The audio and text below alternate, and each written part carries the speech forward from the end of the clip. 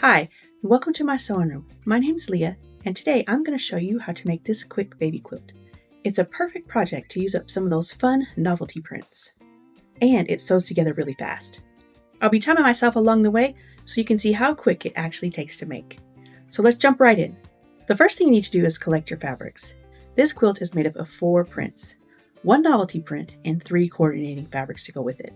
I'll go over the yardage as if you're buying it from a shop, but I'll also give you the inches if you're trying to squeeze it out of your stash. For the main fabric, you need 1 yard or 31 inches. This will be for the big focus squares and the outer border. To go with the main print, you need 3 other colors. A half a yard or 14.5 inches for the inner border, sashings, and the center of the brick unit. I chose a dark purple print. You'll need 1/4 a yard or 5 inches of a lighter print to flank the center brick unit. I chose a light purple. And you'll need half a yard or 14 inches of a background print for the top and bottom of the brick units and the column edges.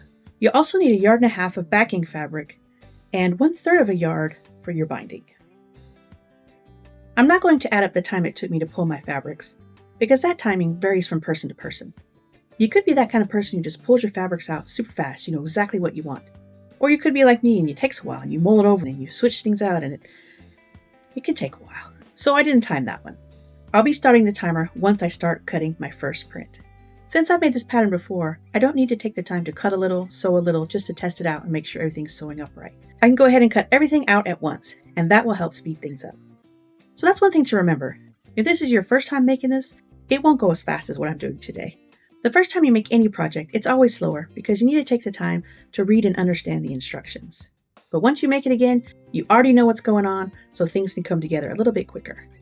So if my clock times on this project seem fast, that's just because I've made it once before, and I've already eliminated the learning curve that goes with making a new project. So let's get cutting and start the timer. For my main fabric, I cut 2 6.5-inch strips and subcut those into 9 6.5-inch squares. Then I cut 4 4.5-inch strips for my border, and I subcut those into 2 4.5 by 39.5-inch strips for my side borders, and 2 4.5 by 38.5-inch strips for my top and bottom borders. Next up is the dark purple. I cut 1 2.5-inch strip, which I set aside for making my strip set.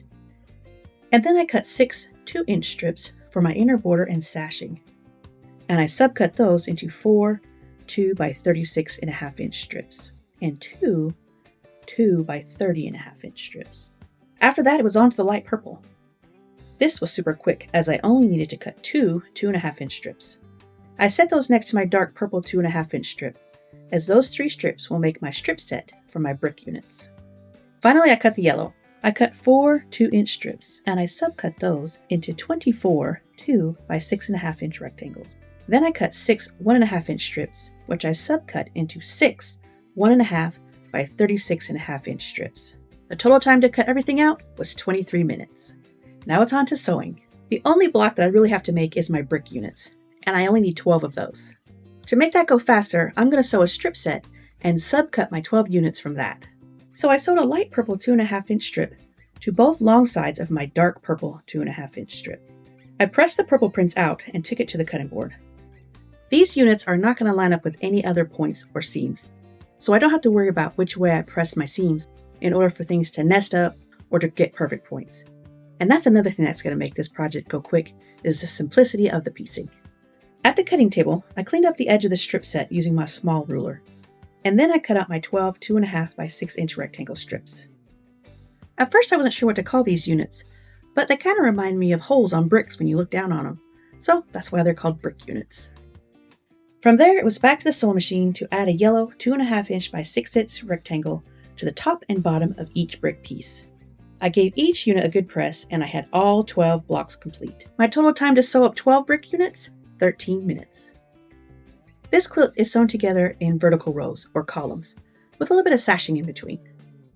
If it looks somewhat familiar, it's because it's the exact same pattern that I used on my mini bolt challenge with my patriotic red fabric. This is just a simplified version. I took out the fancy pinwheel block in the center and I used some novelty print, and it's just a big square. And since all the pieces are the same, I don't have to take them to the design wall to figure out what could go where and what wouldn't fit and what would clash with each other. I could just stack my 2 piles together and take them right to the sewing machine and start sewing things in order. That's another reason why this quilt is so quick to make. Once you have your squares cut out and your brick units made, you don't have to worry about arrangement. It's super easy to put together. You just pick one and sew it to another one. The columns consist of 4 brick units and 3 6.5-inch squares of main fabric. Each plain square needs to have a brick unit on the bottom. So to help keep things going quickly with chain piecing, I'm going to sew a brick unit to the bottom of each novelty square, and then I'll start putting them in columns. I'd sew them together alternating brick, square, till I had 3 squares and 4 brick units sewn together, starting and ending with a brick unit. Then I added a 1.5-inch by 36.5-inch yellow strip to each side to complete the column. And I made 2 more just like it, and it took me 21 minutes to sew all 3 columns together. Next it was time to put my columns together with the sashing. I like to start with the center row and sew on 2 flanking sashing strips. Then I added another column on the left and one on the right, and that is the center of the quilt top. And now I'm ready for borders. It took me 9 minutes to add the sashing. For the borders, I usually like to add the side borders first and then the top and the bottom. I just kind of like the idea that the sides are walls, and then I have a roof and a foundation, and it holds everything together nice and snug. I started with the dark inner border first, adding my sides and then my top. And then I added the final outer border. Again, adding the sides first, and then the top and the bottom. It took me 9 minutes to add the inner border, and 10 minutes to add the outer border. And that's the finished quilt top. Now it's time for quilting. Another reason that this project is so quick is that I don't have to piece my backing. This project is wide enough that it fits the length of the width of the fabric, which is another huge time saver. I did have to piece my batting on this one though. I didn't have one that was a perfect fit. I had one that was either way too big or that wasn't quite wide enough that fit the whole quilt. So I had to make some franken batting. But since this project was so small, the franken batting sewed together really fast. It took 20 minutes to make the franken batting, press my backing, and pin it onto the frame. I feel like the actual quilting on this project was the fastest part. It only took me 15 minutes to meander this little cutie.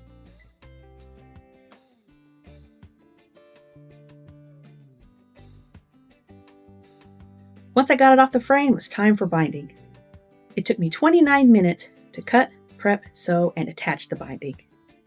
So the total time for me to finish this quilt from first cut to last binding stitch was 2 hours and 29 minutes. Now I was in the sewing room a little bit longer because I did have some distractions and some interruptions, but every time that happened I would pause my timer. So these times are actual sewing times that I did. I also split up this project into 2 days. I cut out and sewed the entire top in the evening after work, and then the next day I spent the time to quilt it. It took me 85 minutes just to make the top, and then another 64 minutes to load it on the frame, quilt it, and then bind it. But if you have a big chunk of time in the day, you can definitely knock this out in one day. I'd say give yourself a good 4 hours. That'll give you time to learn the pattern, allow for interruptions, and to enjoy the process along the way. And if you want to spend more time on detailed quilting, you can do that as well.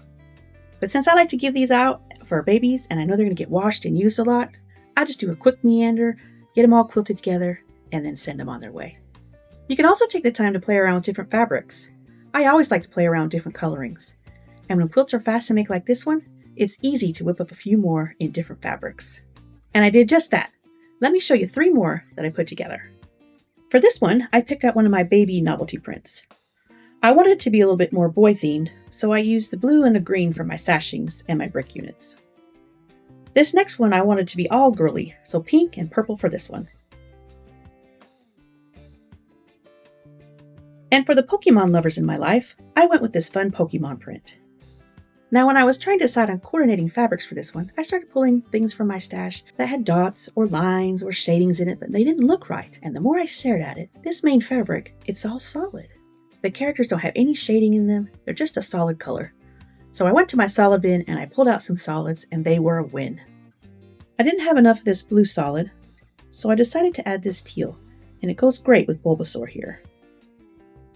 I used the teal and I paired it with the orange for my brick units. I also have some fun Harry Potter and Star Wars prints. They would look great in a quilt like this too. And let's not forget the original. This is the patriotic version that I made last month. And this is the one that inspired the simplified version of this pattern. So, which one do you like? Is it a pattern you might try? If so, which colorways are you interested in? Let me know in the comments below. I'd love to hear your thoughts. Thanks so much for following along, and until next time, happy sewing!